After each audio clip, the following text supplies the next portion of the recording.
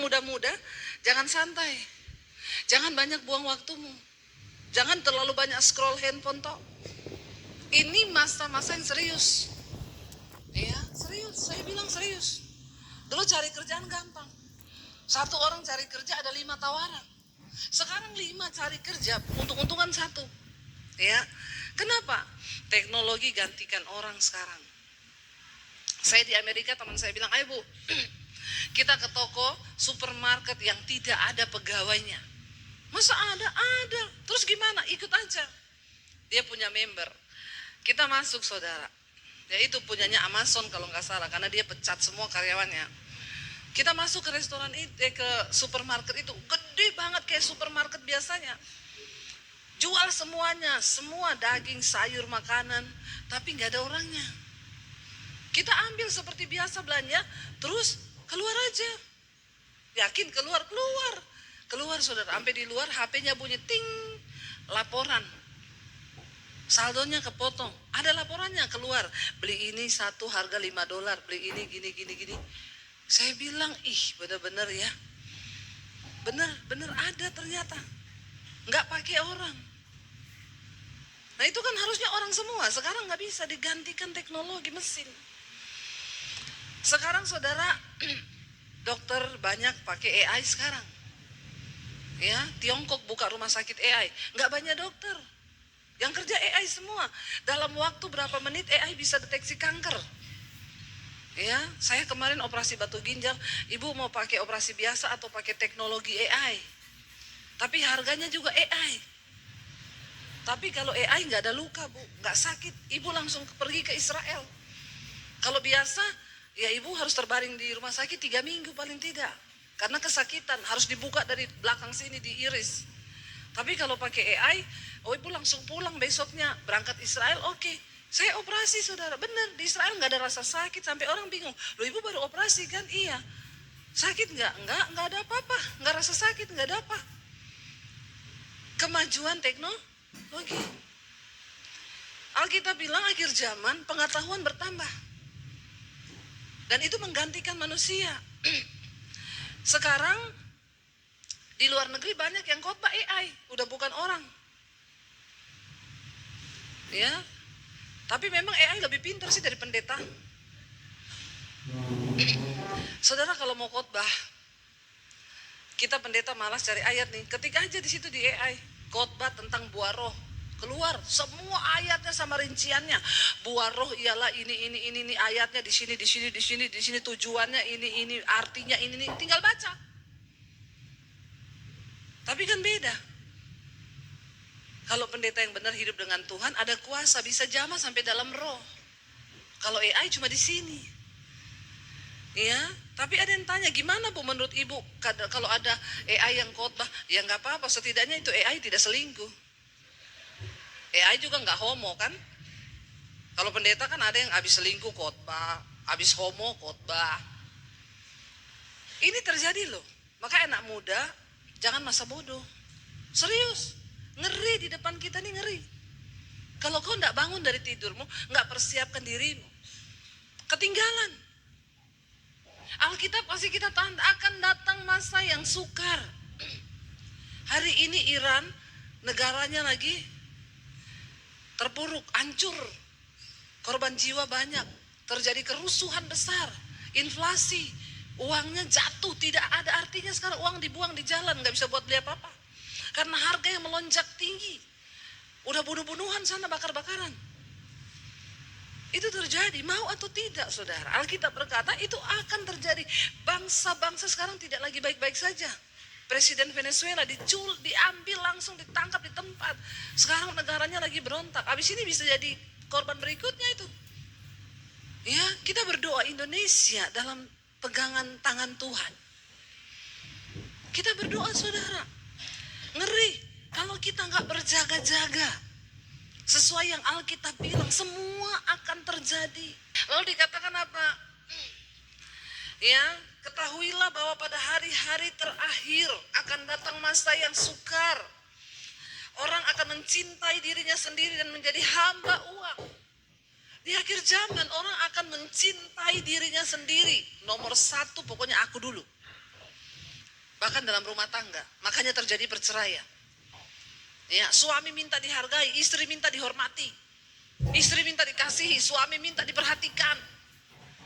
Lalu kita mulai saling perang. Karena memang akhir zaman orang akan mencintai diri sendiri. Makanya kita jangan sampai kena roh ini. Kalau sudah kena roh ini, perceraian di mana-mana saudara. Ya, terjadi. Pokoknya apa-apa dia. Makanya sekarang banyak statement-statement di media sosial yang tidak sesuai dengan kebenaran. Ya lu menikah sama laki-laki yang kayak begitu buat apa? Mending lu cerai karena lu layak bahagia. Iya enggak? Anak-anak muda sering dengar yang begini enggak? Ya, lu layak bahagia, ngapain lu nikah sama orang toksik? Lu bisa lah bahagia, cerai aja. Alkitab berkata padahal kita harus mematikan diri sendiri. Dan belajar mengasihi orang lain seperti kita mengasihi diri kita sendiri. Tapi dunia mengajarnya beda. Menjadi hamba uang. Makanya anak muda sekarang pada ngomong, selain donatur dilarang ini hamba uang. Ya, lu nggak bisa jadi provider buatku, jangan ngatur hidupku. Alkitab suruh kita begitu enggak? Ya, enggak kan? Selain donatur dilarang mengatur. Makanya banyak anak-anak muda, gadis-gadis yang lebih memilih jadi simpenan. Ani-ani, no, simpanan, tobat kau. Yes. Enak aja. Ani-ani no, simpanan no. Dua-dua syaiton itu.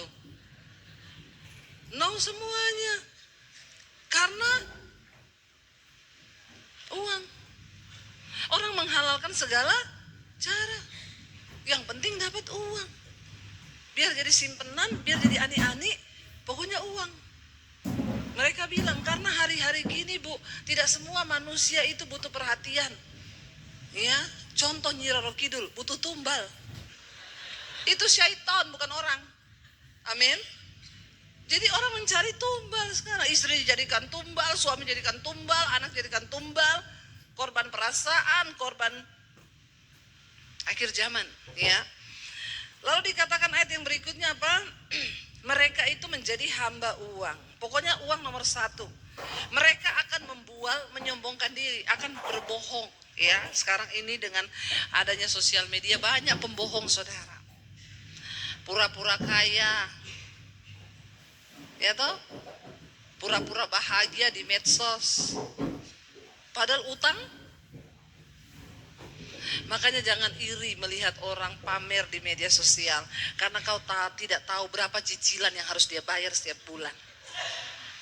Demi untuk validasi. Ya, butuh pengakuan. Jangan saudara, jangan. Semua yang pura-pura itu nggak enak. Pura-pura bahagia, pura-pura kaya, apalagi pura-pura kurus. Foto dari atas biar terlihat kurus, dari bawah diedit, ditirusin, susah. Mending nggak usah pura-pura, hidup apa adanya, ya. Jangan terpancing. Kalau lihat orang di media sosial liburan, biarin aja. Bisa nggak ya satu saat aku kayak dia? Jangan iri juga, karena banyak orang itu sirik tanda tak mampu. Ya, susah lihat orang senang lihat orang susah. Kalau lihat orang sukses bilang bisa nggak ya satu saat aku kayak dia? Amin. Nggak usah iri juga supaya Tuhan berkati kau. Nggak usah membual, nggak usah sombong, nggak usah pengen menyamai sampai akhirnya utang kanan kiri. Terakhir pinjol. Nah ini banyak ini. Kenapa itu semua? Karena ini sombong, jadi pemfitnah, memberontak terhadap orang tua dan tidak tahu berterima kasih, tidak peduli agama. Berontak terhadap orang tua. Sekarang ini nasihati anak yang punya anak muda, Bapak Ibu. Susah nggak nasihatin anak sekarang? Banget ya. Kita satu kata, mereka 10 kata. Tapi saya mau bilang sama anak muda, walaupun bapak mamamu itu nggak punya pendidikan tinggi, dengarlah kalau kau dinasehati. Karena orang tuamu itu lebih berpengalaman dari kau. Kau belum lahir, mereka sudah hidup. Amin. Nggak usah sombong jadi anak. Ya, dengerin, orang tua tuh nggak ada yang jahat. nasihat orang tua tuh bener, baik. Ya, walaupun caranya salah, mungkin dia sambil marah, tapi coba diresapi. Ya, jangan kau baru dibilang, nak, ya anak-anak sekarang ini begini. Ya, sok tahu, padahal nggak tahu apa-apa. Ya, karena sekarang memang kau itu media sosial gurumu. Apalagi saudara, kemarin saya lihat berita ada anak umur 12 tahun bunuh mamanya. Anak perempuan loh. Nggak disangka pakai hijab, mukanya kalem. Bisa mamanya lagi tidur ditikam berkali-kali pakai pisau. Mati. Waktu diselidiki polisi, kenapa? Dia sering dimarahin karena tiap hari terikat game online. Dan waktu ditanya, dia bunuh mamanya terinspirasi dari salah satu tokoh game online yang dia tonton. Yang bunuh-bunuhan itu. Makanya saya bilang sekarang, setan itu tidak kasih kamu hal-hal yang menakutkan. Dia kasih hal-hal yang menyenangkan. Handphone itu setan itu. Setan itu handphone. Lagi dengar khotbah, saudara scroll IG. Setan itu. Mending kau tidak usah datang gereja. Pulang aja kau. Saya tahu ada yang begitu di sini nih. Tidak usah angkat tangan. Nanti saya baptis kau, saya rendam 15 menit. Biar kau buka mata langsung di rumah Bapa di sorga. Lebih baik jiwamu selamat walaupun tubuhmu binasa. Setan gak kasih kau hal yang menakutkan. Dia kasih handphone nih. Scroll tiap hari dari pagi sampai malam. Nonton tuh film porno. Itu yang dia kasih. Waktu kita habis terbuang, otak kita dicuci dengan statement-statement yang tidak sesuai firman. Tergantikan semua nilai kebenaran dengan hal-hal yang palsu. Itu cara setan. Bapak-bapak, perselingkuhan banyak terjadi gara-gara media sosial, handphone. Saya mau bikin khotbah nih, saya ketik kaki Dian. Cari di Google, yang muncul kakinya Dian. Padahal kaki Dian itu kan menorah. Khotbah kaki Dian, yang muncul kakinya Dian, kakinya Susi. Tinggal terserah saya nih mau klik yang mana ini. Iya apa iya saudara? Dosa merajalela. Persinahan bertambah. Banyak orang hidup dalam kenajisan. Ini loh cara setan menipu. Ya, handphone ini setan. Kalau tiap hari kau cuma pakai buat scroll, buat nonton film porno, buat nonton hal-hal yang tidak berguna, apalagi ini drama box ini, nggak usah angkat tangan. Banyak bapak-bapak ini terikat drama box. Saya kalau kemana gitu, ini bapak kok serius banget, diam terus. Saya ini lagi nonton drama box. Bahkan ada yang pakai acara nangis di Jamah Saiton. Nonton drama box saudara. Memang ini dunia sekarang ini saudara ngeri. Ya. Tidak peduli dengan agama, nggak tahu terima kasih. Kita sering temui nggak sekarang orang-orang nggak tahu terima kasih? Banyak ya, udah dibaikin. Ya, balasnya jahat. Ditolong, jelek-jelekin kita. Utang nggak bayar. Ya enggak? Bahkan mau nagih utang sekarang susah loh. Orang mau nagih utang nih, pakai bahasanya, Bu, maaf banget. Padahal mau nagih nih, bukan mau pinjem. Bu, maaf banget. Iya, kenapa ya? Kan janjinya 2 hari lalu ya balikin duit saya ya. Saya juga perlu, Bu. Jawabannya apa? Uang 2 juta kayak 20 juta aja. Sekarang begitu. Makanya kau jangan jadi penanggung. Jangan jadi Tuhan terus buat orang lain. Amin. Saya takut sekarang ini saudara. Apalagi kalau ada yang WA. Hai Say, ingat aku ndak? Horor itu, horor. Ya, lebih baik cepat-cepat bilang gak ingat. Dia sambung lagi, yang waktu itu loh lupa, kebetulan kena amnesia. Baru tadi pagi. Ngeri sekarang, soalnya kalau disambung buntut-buntutnya, boleh gak pinjem? Kalau udah pinjem gak balik. Banyak orang gak tahu terima kasih. Tanda-tanda manusia di akhir zaman, gak peduli agama. Yang muda-muda, jangan pacaran dengan yang tidak seiman. Amin. Secantik apapun dia, seganteng apapun dia, lewat. Saya mau bilang ribet ya, rumah tangga itu 2 jadi 1. Kalau kau tidak sepaham, sepikir, yang seiman aja belum tentu seimbang. Apalagi yang tidak seiman. Kalau Alkitab bilang jangan kau lawan. Soalnya Bu, saya ini dari dulu berdoa Bu, minta Tuhan kirim Yakobus, Immanuel, Ya, Yohanes, Lukas, Petrus yang datang Zulkifli. Dan umur saya, Bu, sudah mau kepala 3. Saya soalnya takut. Saya bilang iya sih. Di bawah 30 jodoh di tangan Tuhan, di atas 30 Tuhan lepas tangan.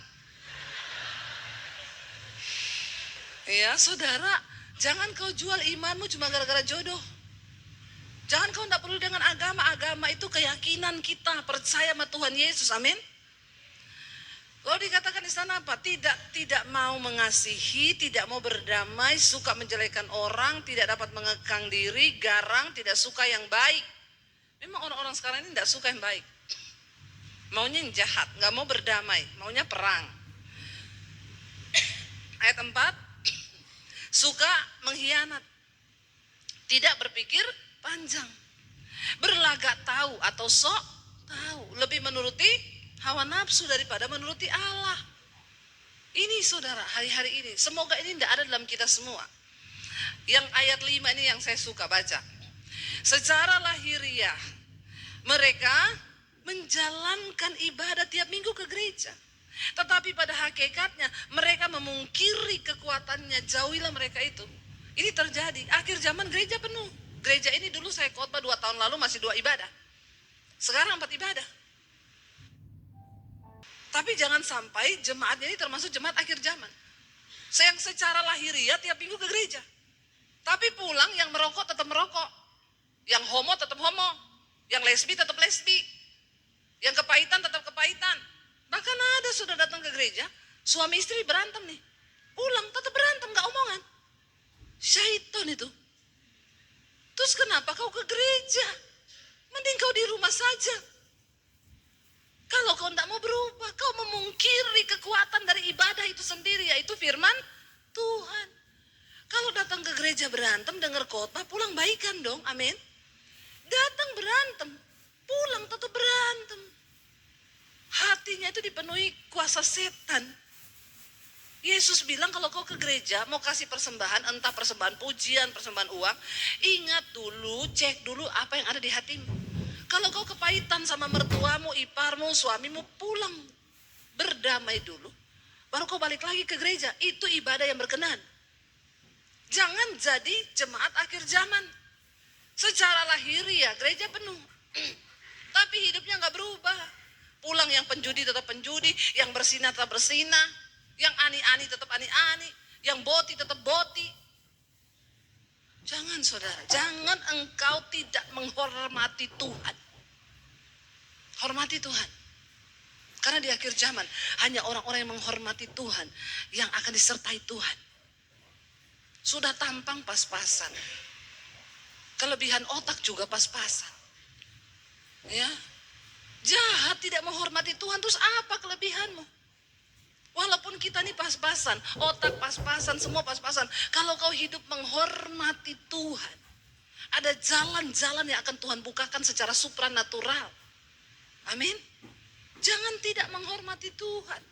Lalu dikatakan di sana, Bang, ayat 6, sebab di antara mereka terdapat orang-orang yang menyelundup ke rumah orang lain dan menjerat perempuan-perempuan lemah yang syarat dengan dosa, dikuasai oleh berbagai-bagai nafsu. Ada penyelundup-penyelundup. Ya, ada bapak-bapak selingkuh sama janda. Istrinya konseling, saya bilang, Pak, Bapak kenapa selingkuh, Pak? Bu, Alkitab bilang kita harus perhatikan janda-janda. Saya baptis juga, Bapak, saya rendam di laut mati, tapi Pak kita baptisnya yuk, biar mengapung kau. Perhatikan janda-janda. Yang diperhatikan tuh janda yang benar-benar janda tua, Pak. Kau perhatikan janda tua itu ibadah. Kau perhatikan janda muda itu nafsu. Ya, hati-hati loh saudara. Kenajisan, percabulan, perselingkuhan sekarang di kalangan orang Kristen banyak terjadi. Ya, lalu dikatakan di sana Pak, yang berikutnya dosanya dikatakan ayat yang ke-7. Walaupun selalu ingin diajar, tapi tidak pernah dapat mengenal kebenaran. Ini jenis manusia akhir zaman. Tiap minggu datang gereja, tapi hidupnya itu nggak pernah tahu kebenaran. Ya, terus saja berbuat dosa.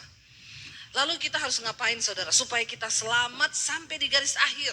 supaya kita bisa masuk surga. Karena tidak semua orang Kristen bisa masuk surga. Maaf, jangan terlalu pede, maaf. Tuhan Yesus bilang, banyak orang datang ngaku-ngaku, Tuhan aku bernubuat demi namamu, aku usir setan, ini orang-orang hebat. Tuhan bilang, enyah, aku tidak pernah mengenal kau pembuat dosa, pembuat kejahatan. Walaupun kau pelayanan, walaupun kau Kristen, kalau kau pembuat kejahatan, Tuhan tidak kenal. Buka Yudas pasal pertama ayat 20, mulai baca di sana. Akan tetapi kamu, saudara-saudaraku yang kekasih, bangunlah apa? Dirimu sendiri di atas dasar imanmu yang paling suci dan berdoalah dalam Roh Kudus. Kita disuruh bangun apa? Diri sendiri.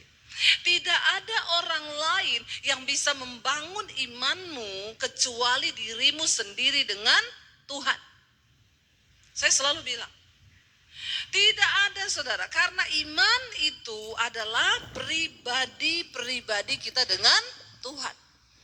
Saya nasihati anak-anak saya selalu ingetin. Ingat ya, sorga urusan pribadi. Mami tidak bisa gandeng kamu ke sorga. Mami tidak bisa gandeng papi nggak bisa gandeng mami. Tidak ada anak bisa gandeng orang tua ke surga. Tidak ada suami bisa gandeng istri ke surga. Tidak ada istri bisa gandeng suami ke surga. Karena keselamatan itu urusan pribadi kita. Tugas kita mengingatkan anak untuk hidup benar, mengingatkan suami, mengingatkan istri, mengingatkan orang lain. Tapi sekali lagi, masalah iman itu masalah diri sendiri. Makanya ayat ini berkata apa? Bangunlah dirimu sendiri di atas dasar iman yang paling suci. Hidup dalam kekudusan. Kita nggak bisa paksa anak-anak kita saudara untuk hidup kudus. Bagian kita hanya menasihati mereka. Kita nggak bisa paksa suami kita untuk hidup kudus. Bagian kita cuma doakan dan menasehati. Kalau dia nggak mau, biarin. Makanya jangan terlalu cinta suami lebih dari Tuhan. Amin. Tapi jangan sampai jemaat ini termasuk jemaat akhir zaman. Yang secara lahiriah tiap minggu ke gereja. Tapi pulang yang merokok tetap merokok. Yang homo tetap homo. Yang lesbi tetap lesbi. Yang kepahitan tetap kepahitan. Bahkan ada sudah datang ke gereja, suami istri berantem nih. Pulang tetap berantem, gak omongan. Syaitan itu. Terus kenapa kau ke gereja? Mending kau di rumah saja. Kalau kau tidak mau berubah, kau memungkiri kekuatan dari ibadah itu sendiri, yaitu firman Tuhan. Kalau datang ke gereja berantem, dengar khotbah, pulang baikan dong, amin. Datang berantem, pulang tetap berantem. Hatinya itu dipenuhi kuasa setan. Yesus bilang kalau kau ke gereja mau kasih persembahan, entah persembahan pujian, persembahan uang, ingat dulu, cek dulu apa yang ada di hatimu. Kalau kau kepahitan sama mertuamu, iparmu, suamimu, pulang berdamai dulu. Baru kau balik lagi ke gereja. Itu ibadah yang berkenan. Jangan jadi jemaat akhir zaman. Secara lahiriah gereja penuh. Tapi hidupnya gak berubah. Pulang yang penjudi tetap penjudi, yang bersinah tetap bersinah, yang ani-ani tetap ani-ani, yang boti tetap boti. Jangan saudara, jangan engkau tidak menghormati Tuhan. Hormati Tuhan. Karena di akhir zaman hanya orang-orang yang menghormati Tuhan yang akan disertai Tuhan. Sudah tampang pas-pasan. Kelebihan otak juga pas-pasan. Ya. Jahat tidak menghormati Tuhan, terus apa kelebihanmu?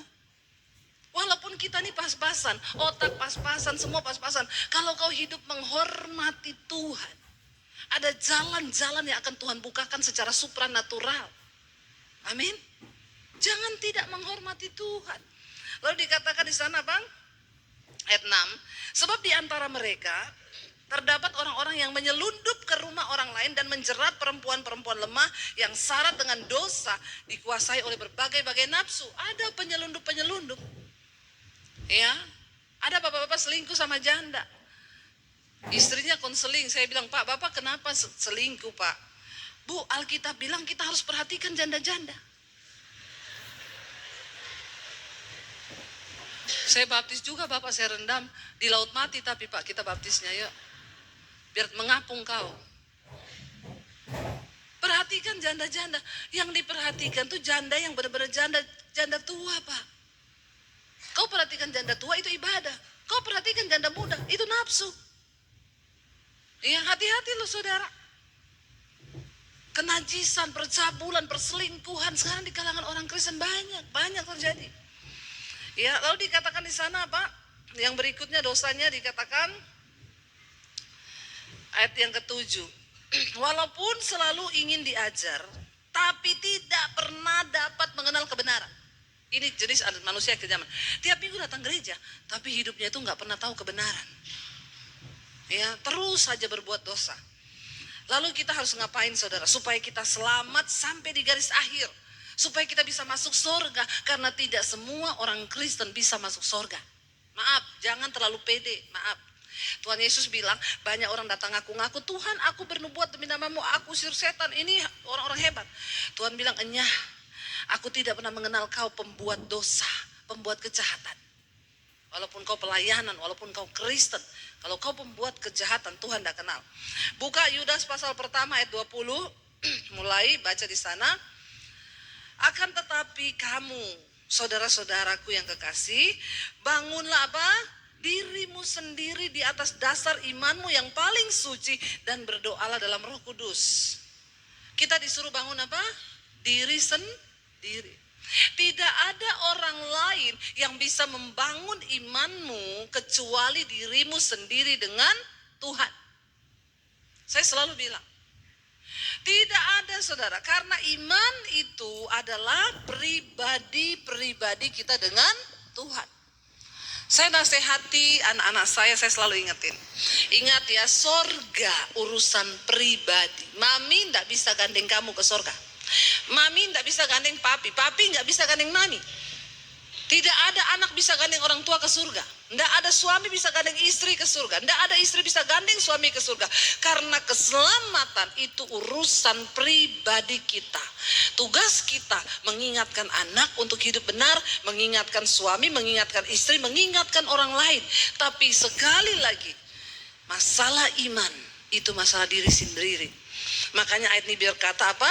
Bangunlah dirimu sendiri di atas dasar iman yang paling suci. Hidup dalam kekudusan. Kita gak bisa paksa anak-anak kita saudara untuk hidup kudus. Bagian kita hanya menasihati mereka. Kita gak bisa paksa suami kita untuk hidup kudus. Bagian kita cuma doakan dan menasihati. Kalau dia gak mau, biarin. Makanya jangan terlalu cinta suami lebih dari Tuhan. Amin. Gak usah, jangan terlalu cinta suami lebih dari Tuhan. Jangan terlalu cinta istri lebih dari Tuhan. Jangan terlalu cinta anak lebih dari Tuhan. Ada ibu-ibu cinta sekali sama suaminya. Bu, saya mau bunuh diri, Bu. Kenapa ibu mau bunuh diri? Suamiku selingkuh. Goblok. Kenapa ibu mencintai suamimu lebih dari Tuhan? Yang selingkuh suami, ibu yang mau masuk neraka. Suamimu enak-enak kok masuk neraka, ngapain Bu? Biarin, kalau pilihannya selingkuh, biarin. Ibu bangun dirimu sendiri, bangun imanmu sendiri di atas dasar iman yang paling suci. Biarin. Ya. Dia mau selingkuh, dia mau apa, itu pilihannya. Tapi kita tetap berpegang pada firman Tuhan. Ya, makanya jangan cintai suami lebih dari Tuhan. Karena suami itu cuma dua, kalau nggak dipanggil Tuhan diambil pelakor. Tapi bapak-bapak di sini tidak. Kok nggak ada amin? Amin. Lalu dikatakan di sana ayat yang ke-21, peliharalah siapa? Orang lain? Enggak. Peliharalah dirimu demikian dalam kasih Allah sambil menantikan rahmat Tuhan kita Yesus Kristus untuk hidup yang kekal. Pelihara dirimu sendiri. Jaga imanmu sendiri. Jangan biarkan imanmu itu bergantung pada orang lain. Kalau suami saya berbuat jahat, enggak Tuhan-Tuhanan. Kenapa Tuhan begini? Kenapa? Ngapain? Kita yang bertanggung jawab atas diri kita sendiri, atas iman kita sendiri. Suami bisa mengecewakan kita, istri bisa mengecewakan kita, anak bisa mengecewakan kita, mertua bisa kecewakan kita, menantu bisa kecewakan kita, tapi Tuhan tidak pernah mengecewakan. Ada anak muda putus cinta, lompat dari apartemen mati, goblok. Kenapa itu bisa terjadi? Karena kau hanya mencoba terus menyenangkan orang lain, tapi kau tidak pernah mencoba hidup menyenangkan Tuhan. Anak muda dengar, kalau kau ingin dapat rancangan yang terbaik, hidup senangkan Tuhan dulu. Amin. Maka yang lain akan Tuhan berikan. Tapi kalau kau coba hidup menyenangkan pacarmu, ketika dia mengkhianati, kau kecewa. Senangkan Tuhan, karena Tuhan tidak pernah mengecewakan. Ayo bangun dirimu sendiri. Bangun imanmu sendiri dengan Tuhan. Makanya selalu bilang, enggak usah titip-titip doa. Di gereja ini tadi saya lihat ada kotak doa. Memang boleh, memang ya gereja tugasnya begitu. Supaya ada kerjaan buat pendoa syafaat juga. Doakan formulir doa saudara. Tapi jangan kau pikir setelah kau masukin formulir doa itu, terus kau enggak berdoa. Terus kau pikir Tuhan dengar gitu doa-doamu itu yang didoakan orang lain. Iman tidak bisa diwakili. Keselamatan gak bisa diwakili. Makanya saya juga ini gak mau pura-pura. Kalau ada orang datang, Bu doain dong. Doa apa Bu? Ya doa apa, kayak minta kayak berkat, gak usah. Saya gak mau pencitraan Bu. Ketemu di bandara, ketemu di parkiran, ketemu di mall, Ibu Devi ya ampun doain dong Bu. Kasih kepala begini. Doain buat apa Bu? Gak usah, ibu pulang, masuk kamar, tutup pintu, nangis sama Tuhan, itu yang didengar. Kalau cuma di mall sini Bu, percuma, saya cuma pencitraan aja basa-basi. Bisa saya doain ibu 1 menit toh. Tuhan berkati ibu ini dalam nama Yesus, dalam nama Yesus. Ngapain sih kita main-main dengan Tuhan? Doa yang didengar Tuhan itu doa yang lahir dari hati yang hancur. Yesus bilang kalau kau mau doa, masuk ke kamar, tutup pintu. Berdoalah kepada Bapamu di tempat yang tersembunyi, sehingga Bapamu yang ada di tempat yang tersembunyi itu mendengarkan doa dari tempat yang tersembunyi, dan dia menjawabmu dari tempat yang tersembunyi. Kenapa dari tempat yang tersembunyi? Karena Tuhan itu hanya melihat hati. Dia melihat hatimu. Makanya jangan titip doa, apalagi Bu Devi doakan suami saya ya namanya ini Bu Joko, Bambang, Agus. Saya nggak mungkin doakan Bu, karena saya tidak akan hancur hati saya berdoa buat suamimu, karena saya tidak cinta suamimu. Ya hati saya hancur berdoa untuk suamiku, karena saya cinta suamiku. Saya nggak mungkin bahwa Tuhan berkati Pak Bambang, Pak Joko, Tuhan Pak ini ngapain? Ya, aku enggak cinta. Coba punya pemahaman yang benar tentang kekristenan. Jangan ditipu-tipu. Mau ke Israel, ada ya titipan formulir doa? Buat apa? Mau saya bawa di tembok ratapan, pret. Kau pikir setelah doamu dibawa di tembok ratapan sana terus Tuhan dengar? Kagak. Yang jawab doamu siapa? Tukang sampah. Habis dimasuk-masukin itu, sampahnya datang marah-marah. Ini orang-orang ini dia ambil tuh kertas-kertas semua, dia buang tempat sampah. Orang Yahudi berdoa di tembok ratapan karena mereka tidak percaya Yesus itu Mesias. Mereka nangis di tembok ratapan, minta Mesias datang.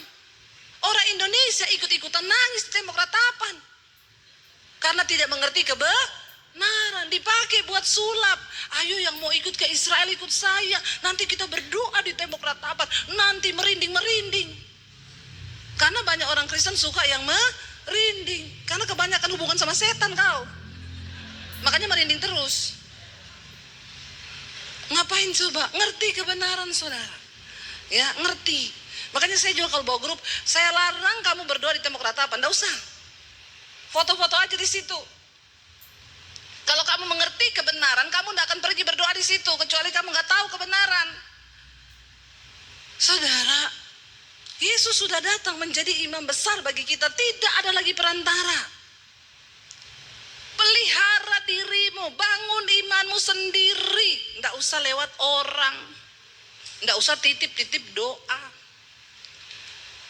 Setelah kita melakukan itu saudara, memelihara hidup, memelihara iman. Ayat 22 berkata, tunjukkanlah belas kasihan kepada mereka yang ragu-ragu. Engkau harus menjadi penuai-penuai di akhir zaman. Kalau ada orang yang imannya ragu, kuatkan. Jangan ragu, kita punya Tuhan yang sanggup berdaulat. Ayat 23, selamatkanlah mereka dengan jalan apa? Merampas mereka dari api neraka, saudara. Satu saat kalau kita ini berhadapan muka dengan Kristus, berdiri di hadapan tahta pengadilan Kristus, Tuhan tidak akan tanya saldomu berapa. Dia nggak akan tanya pelayananmu hebatnya berapa. Tuhan cuma tanya satu, berapa jiwa yang sudah kau bawa bagiku. Rebut orang dari api neraka, itu tugas kita. Bawa mereka bertobat.